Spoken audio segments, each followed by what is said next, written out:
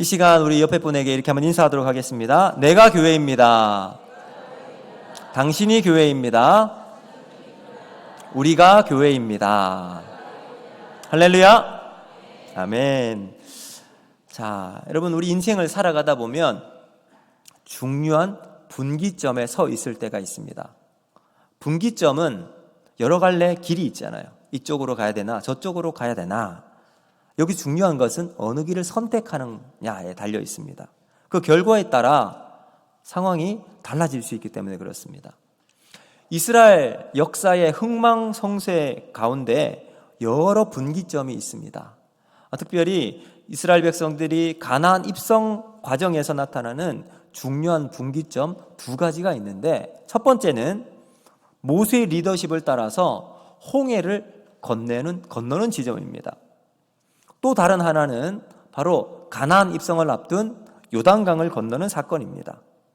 자, 이 두 분기점, 홍해와 요단강을 비교해서 우리의 신앙을 적용해 보면 참 유익하리라는 확신이 드는데, 이 두 사건에 공통점이 있습니다.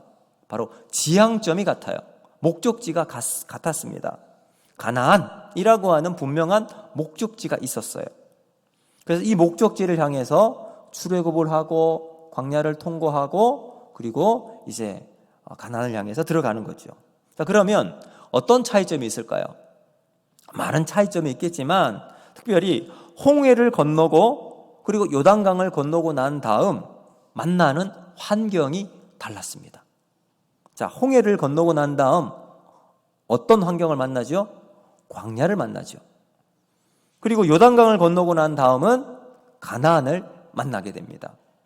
그래서 많은 신학자들이 이렇게 설명을 해요. 홍해를 건넌 사건은 구원과 깊은 관련이 있다. 왜냐하면 여러분 이 홍해를 건너는 출애굽 사건의 핵심은 애굽과의 단절입니다. 애굽은 이 세상의 모습을 고스란히 보여주는 축소판과 같은 장소입니다. 힘과 권력만 있으면 모든 것이 통용되고 죄악이 승리하는 대표적인 장소가 바로 이 애굽입니다. 그래서 애굽을 떠나 하나님이 약속하신 가나안을 가는 여정에서 홍해를 건넌다. 이것은 죄악의 도시, 세상의 권세를 가진 사탄의 영역에서 벗어나서 하나님의 다스림 안으로 들어가는 중요한 기점을 의미하고 있는 거죠. 자, 그러면 요단을 건넌다는 것은 어떤 것인가? 이제 구원을 얻고 난 다음 그 다음 가나안이라고 하는 영적인 최종 종착지를 향해서 걸어가는 우리의 여정을 말합니다. 하나님 나라 저 천국을 향한 우리의 인생의 발걸음을 이야기할 때 이제 요단강을 건넌다라고 말할 수가 있습니다.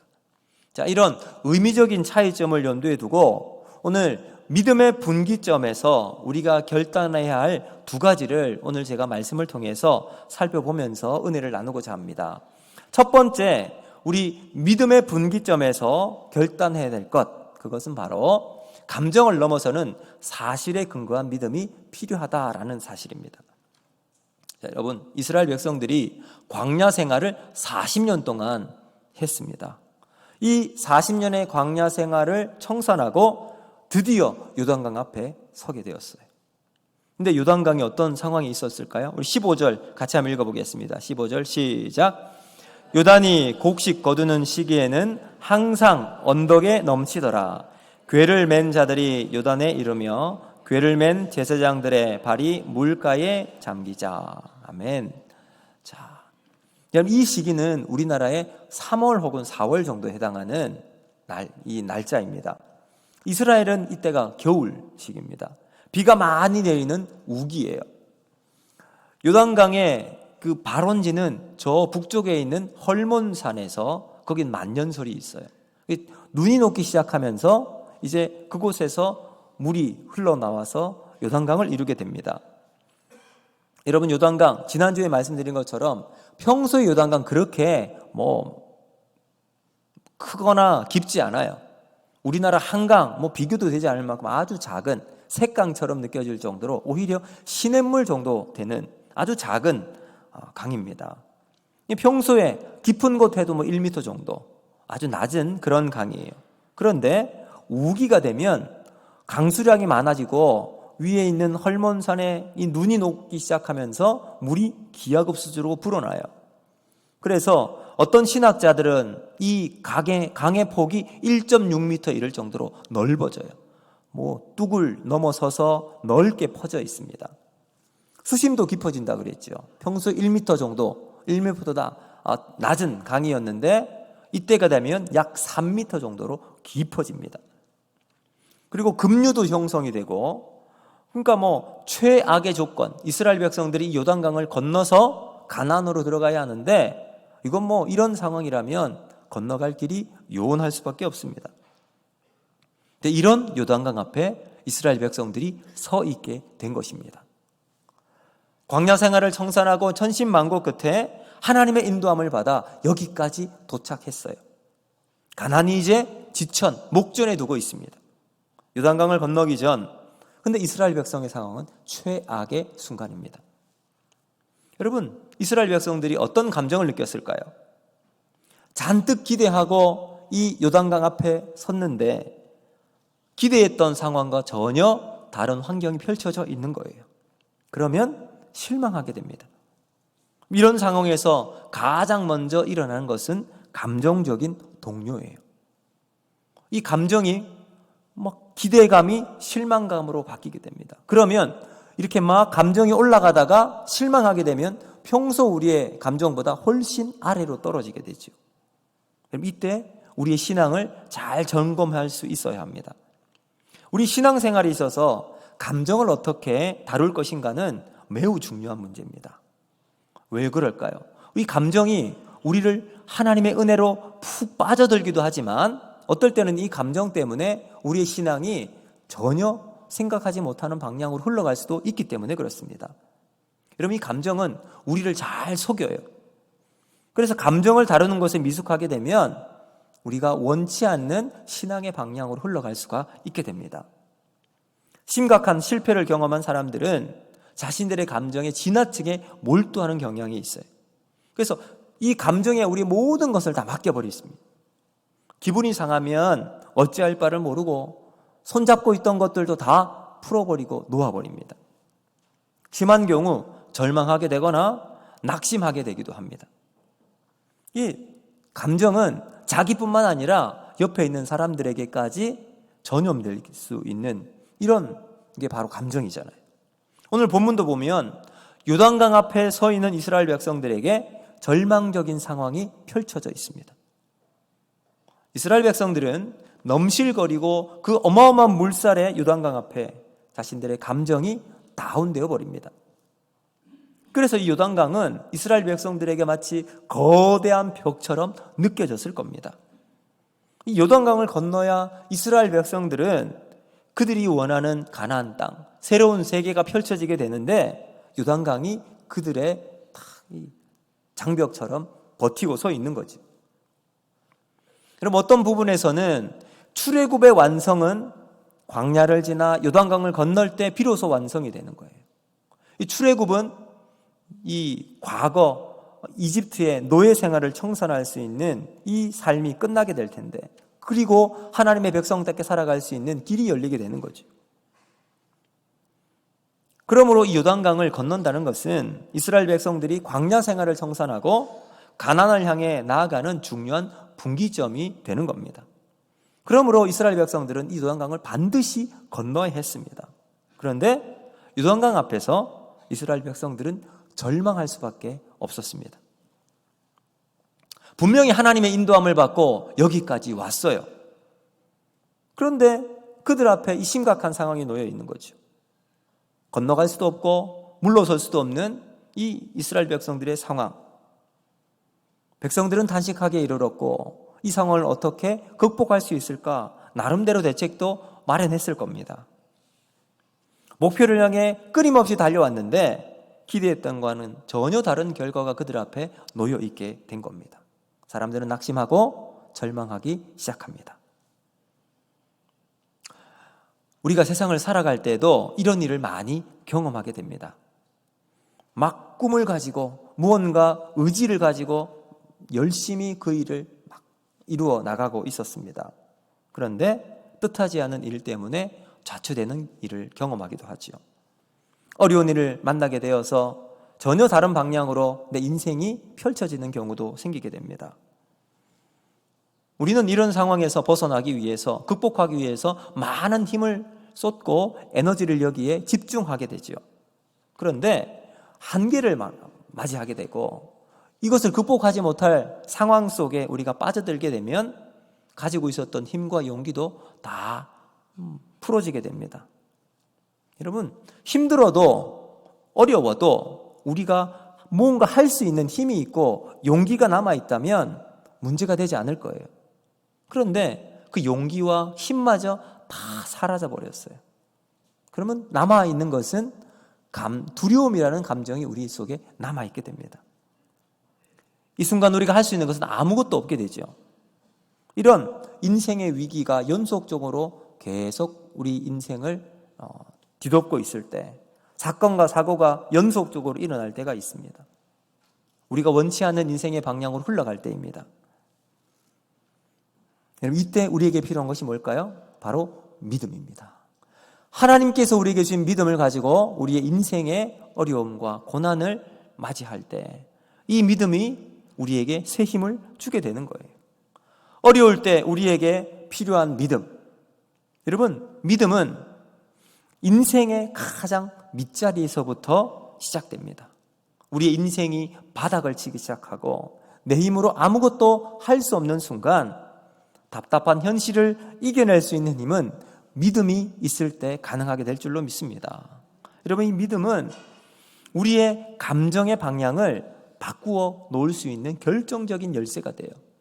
여러분, 한번 감정에 빠지게 되면 여기서 벗어나는 게 쉽지가 않잖아요. 그래서 우울증이나 조울증이 있을 때 이 감정의 폭에 쑥 들어갈 때 벗어날 때는 정말 많은 에너지가 필요합니다. 우리 힘으로 되지 않으니까 약의 도움을 받기도 하고 의사의 처방을 받기도 하잖아요. 그럼 이때 우리에게 필요한 게 뭔가? 바로 믿음이라는 겁니다. 믿음은 우리가 믿음을 가진 우리는요, 감정에 따라 살아가지 않고 감정에 휩쓸려서 끌려가지 않게 됩니다. 믿음의 사람은 감정에 따라 반응하지 않기 때문에 그렇습니다. 여러분, 오늘날 많은 사람들은 감정의 영향을 많이 받고 있습니다. 그래서 이 감정에 따라서 흘러가는 우리의 삶을 딱 뭐라고 할까요? 테두리를 쳐준다고 할까요? 딱 펜스를 쳐주는 역할이 뭐냐? 바로 우리의 생각입니다. 우리의 생각이 감정이 막 흐르려고 자기 방향으로 나가려고 할 때 생각으로 제어를 하는 것이 필요하죠. 이 감정을 조절하는 중요한 열쇠가 바로 생각입니다. 우리는 감정에 충실하도록 많은 매체들이나 우리가 이렇게 배우고 있는데 결정적일 때 감정이 우선적으로 나아갈 때 감정이 컨트롤하는 것이, 이 생각이 컨트롤하는 것이 중요합니다. 그래서 오늘 말씀도 한번 보시면요, 여호수아 1장 시작할 때 하나님께서 여호수아에게 이렇게 말씀합니다. 1장 9절 말씀 같이 한번 읽어보겠습니다. 시작. 강하고 담대하라. 두려워하지 말며 놀라지 말라. 내가 어디로 가든지 내 하나님 여호와가 너와 함께 하느니라. 아멘. 자, 무슨 말일까요? 자신의 감정에 휘둘리지 말고 하나님이 주시는 말씀, 하나님의 말씀에 집중하라는 거 아닙니까? 여호수아가 가나안을 정복하러 가는 길에 많은 어려움과 또 뜻하지 않은 일을 만나게 될 텐데 그때 두려워하지 말라. 무슨 말입니까? 두려움의 감정에 지지 말라는 겁니다. 여기에 동요하지 말라는 의미가 담겨 있는 겁니다. 그러므로 믿음으로 살아가는 사람은 자신의 감정에 따라 살아가지 않습니다. 물론 감정이 필요해요. 그러나 감정이 우리를 이끌어 나가는 것이 아니라 하나님 말씀, 하나님의 은혜로 우리의 삶을 살아가는 거죠. 그래서 감정을 바꾸기 위해선 이 생각이 중요합니다. 감정을 생각에 의해서 통제하는 것이 필요한 거죠. 그래서 생각을 바꾸면 우리의 감정의 흐름을 바꿔놓을 수가 있는 겁니다. 그래서 무엇을 생각하느냐, 어떻게 생각을 가지고 살아가느냐에 따라서 감정의 변화가 흐를 수가 있습니다. 그래서 사실에 근거한 생각, 사실에 근거한 믿음이 우리가 필요하다라는 겁니다. 자, 그 예를 한번 들어볼게요. 출애굽을 하면서 10가지 재앙이 있었어요. 10가지 재앙.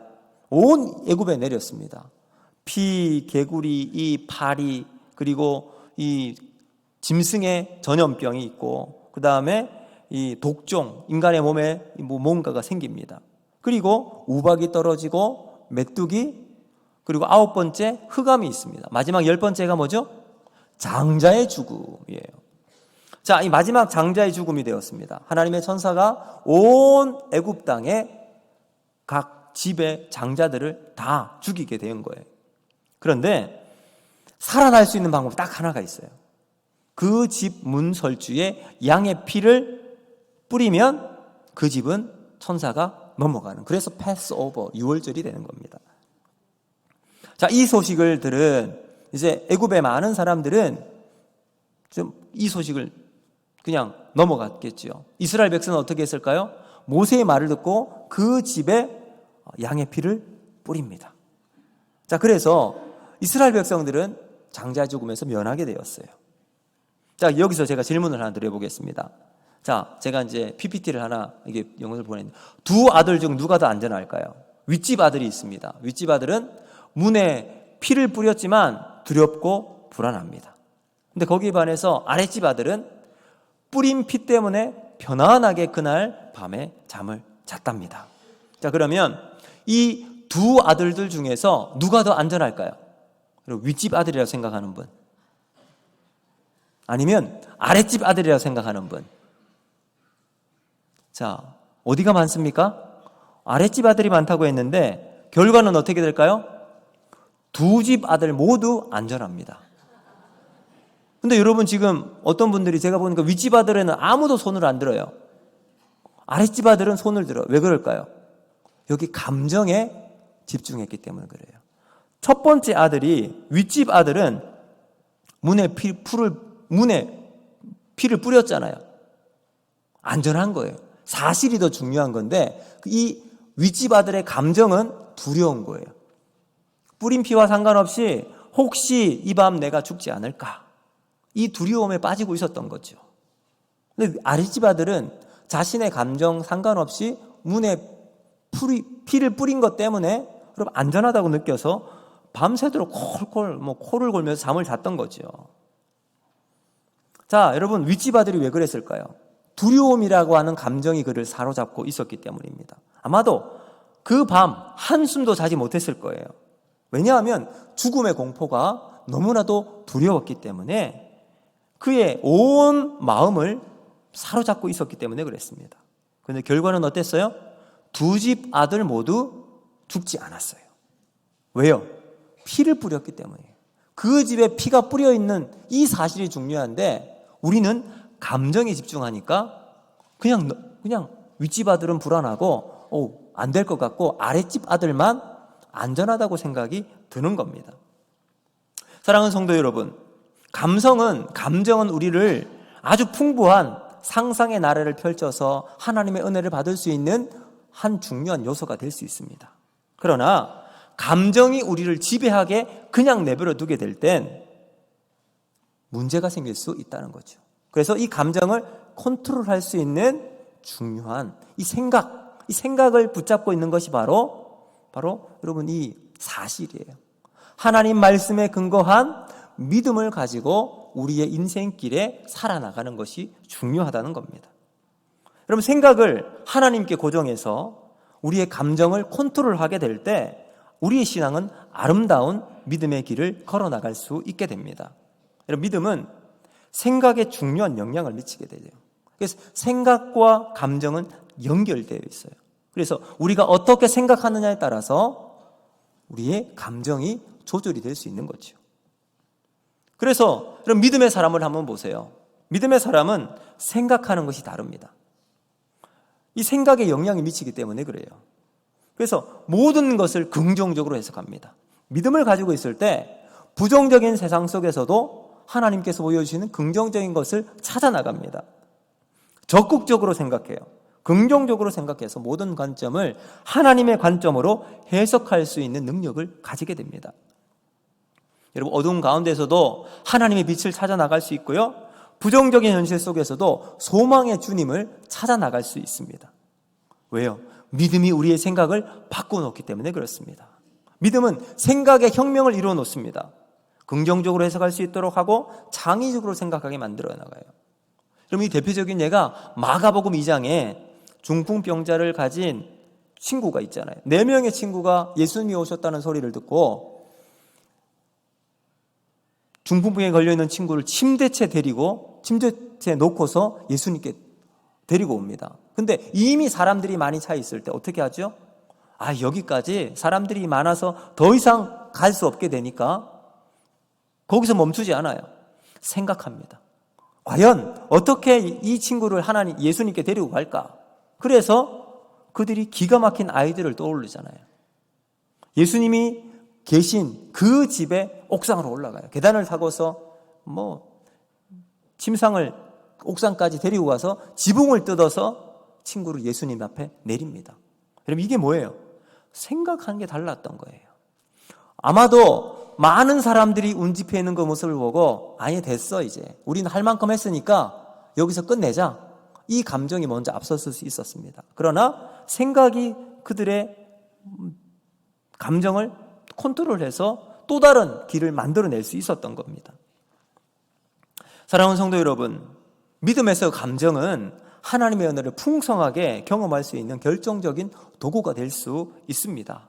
그러나 감정이 이끌고 나가는 신앙이 아니라 우리의 확신은 하나님의 말씀의 뿌리를 두고 믿음의 길을 걸어 나갈 때 건강하고 아름다운 신앙을 만들어 나갈 수 있음을 우리가 항상 생각해 둘 수 있어야 합니다. 그러므로 믿음의 분기점에서 우리는 감정이 아닌 사실, 생각을 중심으로 우리의 신앙을 걸어 나가야 될 줄로 믿습니다. 그리고 두 번째, 우리의 믿음의 분기점에서 결단할 것 무엇인가? 바로 순종의 발걸음을 내딛는 훈련이 필요하다라는 사실입니다.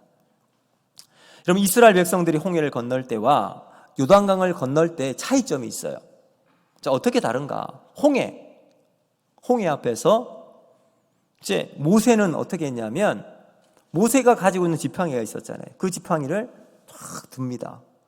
들고서 손을 바다 위로 탁 내리치자 홍해가 쫙 갈라졌습니다. 그리고 난 다음 이스라엘 백성들이 수많은 사람들이 홍해를 건너게 되었어요. 요단강을 건널 때는 어떻게 했을까요? 자, 하나님께서 이 요단강을 건널 때 어떻게 지시했는지 여호수아 3장 8절 말씀 한번 같이 보겠습니다.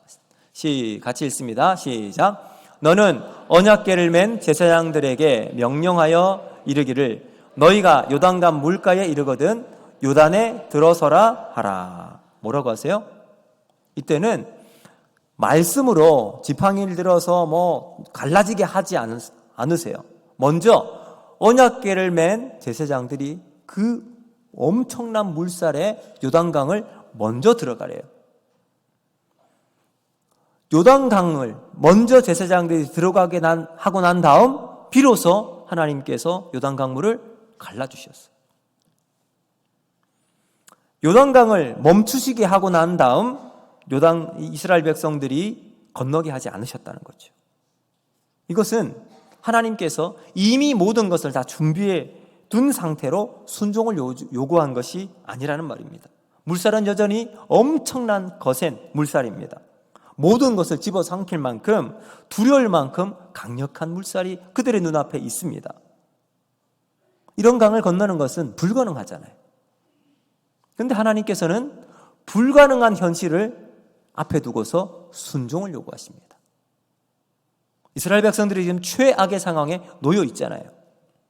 그런 상황 속에 순종을 요구하고 있어요. 하나님의 인도하심을 받고 나아가는데 위험한 일, 어려운 일이 우리 앞에 딱 놓여 있는 상황과 똑같습니다. 여러분, 아찔한 경험을 할 때가 얼마나 많이 있어요. 그런데 중요한 것은요, 그러한 내 힘으로 건널 수 없는 이런 상황 속에서 믿음으로 순종하고 나가면 어떤 일이 벌어질까요? 기적이 그 인생 가운데 나타난다는 거죠. 여러분, 기적을 경험하기 위해서는 먼저 위험이 앞에 있어야 합니다. 하나님께서 우리를 때로는 가장 막다른 곳으로 막 몰고 가실 때가 있습니다. 그럼 그때 두려워하지 말고 하나님의 은혜를 기대하는 믿음을 가지고 살아가기를 원합니다.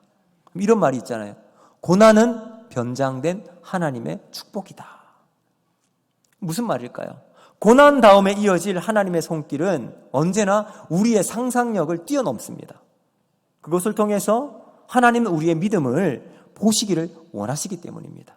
그래서 데살로니가전서 5장 16절과 18절 말씀 한번 보실까요? 같이 한번 읽어보겠습니다. 시작. 항상 기뻐하라. 쉬지 말고 기도하라. 범사에 감사하라. 이것이 그리스도 예수 안에서 너희를 향하신 하나님의 뜻이니라. 아멘. 자, 여러분, 우리가 기도하고 싶을 때는 마음껏 기도할 수 있어요.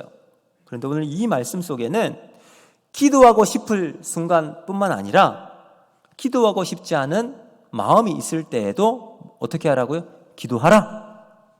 기뻐할 수 있는 감정을 가지고 있는 상태에도 기뻐하라 말하고 있습니다.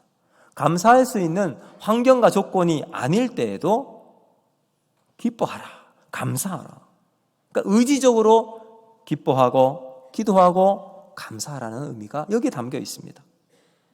어려운 상황, 절망적인 상황 속에서도 하나님 말씀 의지하고 걸어가라는 거예요. 지속적으로 기뻐하고 기도하고 감사하라. 여러분, 영적인 사람으로 살아가기 위해서는 우리 안에 나의 주어져 있는 환경을 이길 수 있는 자기와의 싸움이 언제나 있어야 합니다. 여러분, 사도 바울은 그래서 이렇게 말하잖아요.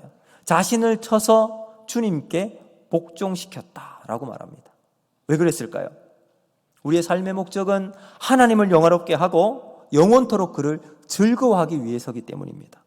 그럼 창세기 22장을 보면 아브라함이 100세에 아들 이삭을 낳게 되었습니다. 그리고 난 다음 이제 이삭이 조금 성장했을 때 하나님께서 벼랑간 아브라함에게 이렇게 말씀하세요. 네 독자 이삭을 바쳐라. 여러분, 이때 아브라함의 심정이 어땠을까요?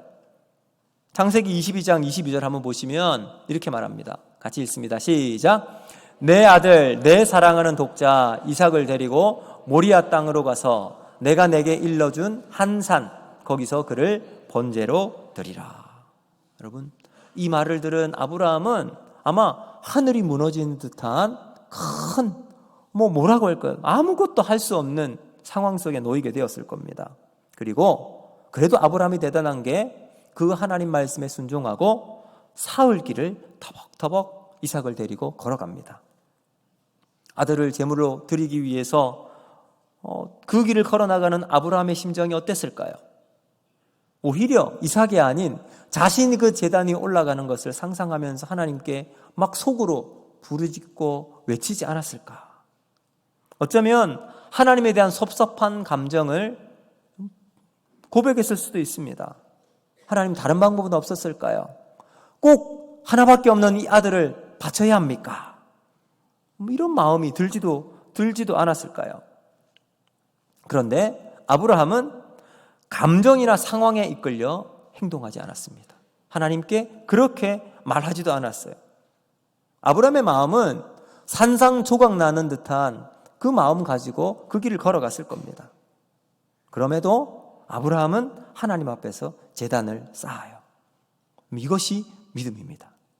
자, 이런 단계까지 오기까지 여러분, 아브라함이 단번에 하나님 말씀에 순종할 수 있었을까요?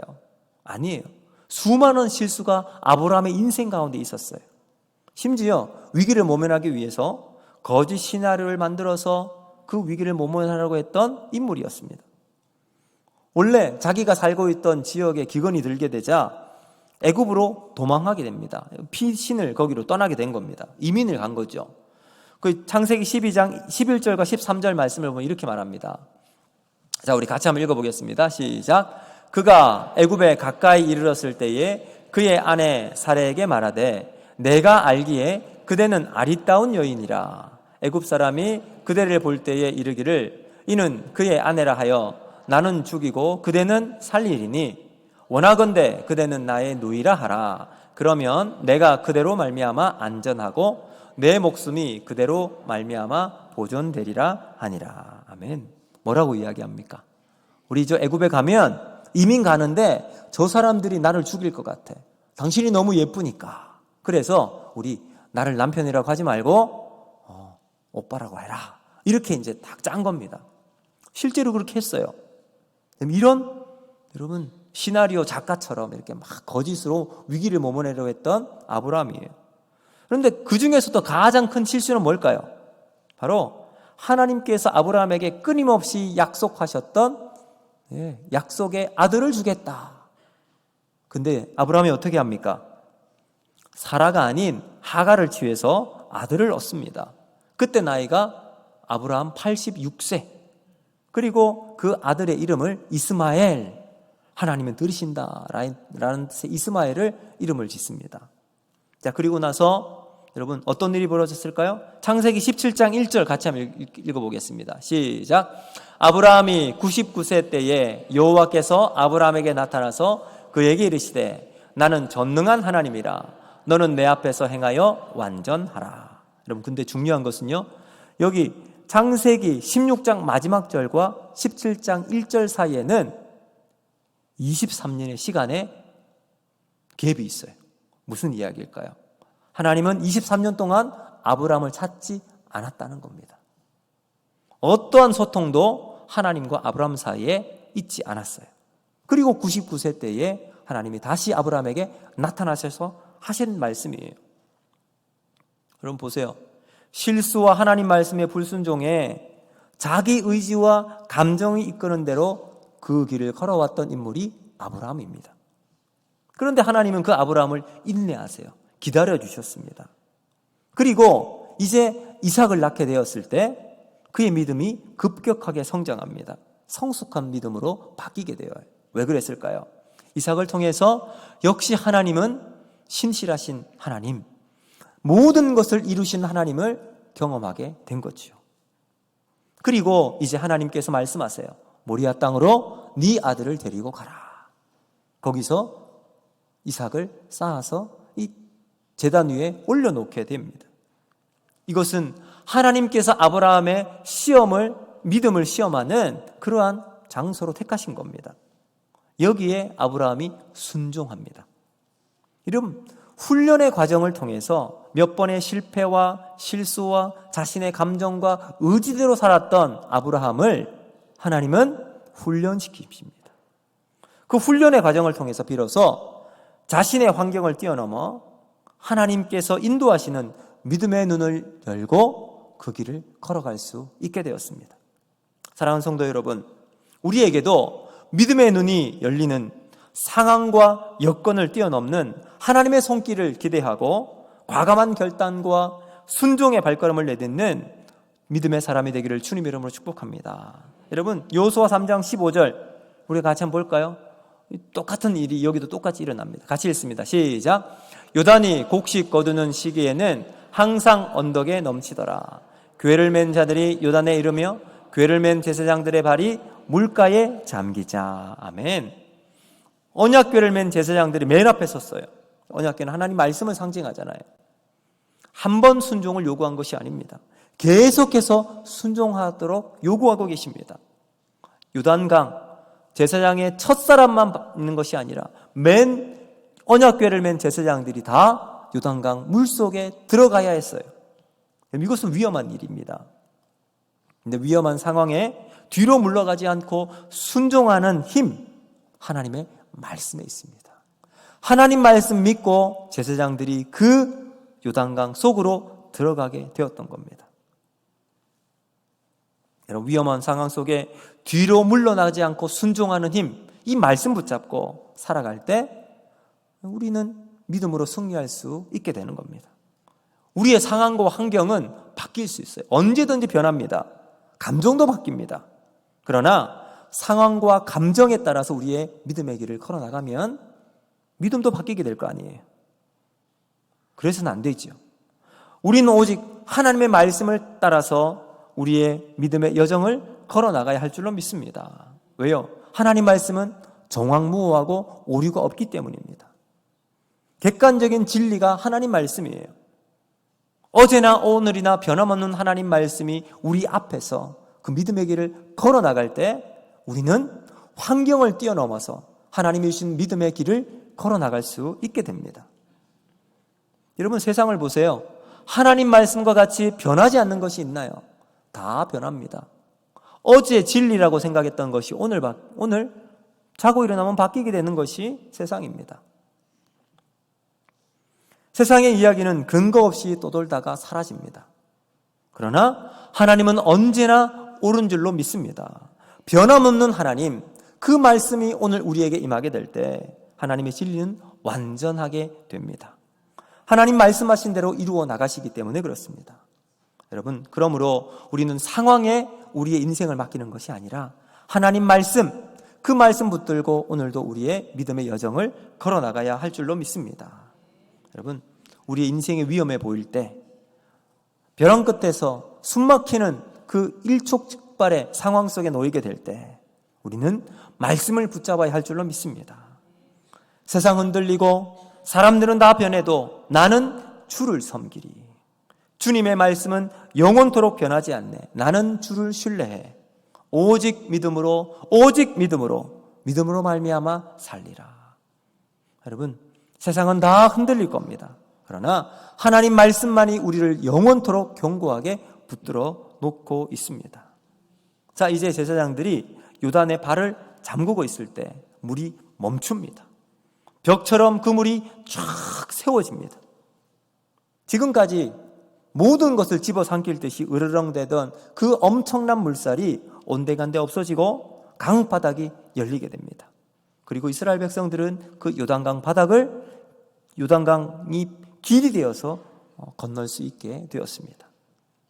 여러분, 온전한 순종이 그 가운데 있을 때 말씀이 이루어지는 기적을 경험하게 된 것입니다. 믿음으로 반응하고 믿음으로 우리의 발걸음을 걸어가게 될 때 하나님의 놀라운 일을 경험하게 됩니다. 핵심이 뭘까요? 순종이에요. 하나님 말씀에 순종하는 믿음으로 살아가는 것. 여러분, 이스라엘 출애굽 1세대는 광야 40년 동안 그렇게 막 뺑뺑이를 돌 수밖에 없었던 이유, 불순종에 있었습니다. 출애굽 1세대 광야에서 다 죽었잖아요. 여러분, 지난 우리 어성경 할 때 출애굽 1세대 40년 동안 이 핵심을 뭐라고 이야기했는지 기억이 나십니까? 출애굽 1세대를 먹다 죽은 세대, 이렇게 얘기했어요. 정말 그렇잖아요, 여러분. 40년 동안 광야에서 그들이 하나님 말씀에 불순종하고 살았어요. 먹다가 광야에서 다 죽었어요. 먹다 죽은 세대 1세대. 여러분, 이제 가나안에 들어가는 출애굽 2세대는 들어갈 수 있는 비결은 바로 순종입니다. 따라서 하나님의 은혜와 기적의 삶을 경험하는 사람은 순종의 길을 걸어가야 하는 거죠. 하나님의 음성을 듣고 말씀에 순종하며 그 길을 걸어나가는 겁니다. 여러분, 말씀에 순종할 때 바다가 육지가 되는 경험한 것처럼 오늘 우리의 인생 가운데도 하나님의 은혜가 말씀을 통해서 새로운 길을 열어나가는 여러분, 그러한 믿음의 역사를 경험하는 저와 여러분이 되기를 바랍니다. 여러분, 말씀이 상황을 이깁니다. 하나님 말씀이 능력이기 때문에 그렇습니다. 여러분, 신자는, 우리 그리스도인들은 홍해를 건넜습니다. 홍해를 건너지 않으면 우리가 그리스도인이 될 수가 없어요. 그러므로 이 홍해를 건너는 것을 통해서 우리의 모든 옛사람이 죽어야 합니다. 홍해를 건넌 사람은 이제 요단강을 건너가야 합니다. 우리의 죄의 습관과 이전의 삶의 방식을 완전히 청산하고 이제 요단강을 건너가야 합니다. 홍해를 건너는 것이 애국과의 분리를 의미한다면 요단강을 건너는 것은 광야의 분리를 이야기할 수 있습니다. 불순종과의 분리를 이야기하는 거죠. 그러므로 여러분, 우리가 구원을 통해서 이전의 삶에서 벗어나게 되었다면 이제는 그 구원의 풍성함을 누리기 위해서 요단강을 건널 수 있는 순종의 훈련을 우리가 걸어가야 한다는 거죠. 이제 말씀을 맺도록 하겠습니다. 여러분, 구원을 받았음에도 여전히 광야 가운데 있는 우리의 모습이 있지는 않습니까? 이제 광야를 청산해야 될 때가 왔습니다. 광야를 청산하고 이제 요단강을 건너야 합니다. 믿음의 분기점에 있는 저와 여러분들이 두 가지 결단이 필요합니다. 첫 번째, 감정을 뛰어넘는 믿음이에요. 감정이 아닌 하나님의 말씀에 기초한 신앙을 가지고 살아가는 겁니다. 두 번째, 순종의 발걸음으로 한 걸음 전진해 나가는 거예요. 실수할 수 있습니다. 실패할 수 있습니다. 그러나 또다시 하나님 붙들고 말씀 붙들고 믿음의 한 걸음을 걸어 나가서 우리 하나님께서 우리에게 주시는 이 가나안의 영광스러운 은혜를 경험하며 살아가는 저와 여러분이 되기를 주님의 이름으로 축복합니다. 이제 말씀 기억하면서 이 시간 우리 같이 찬양하면서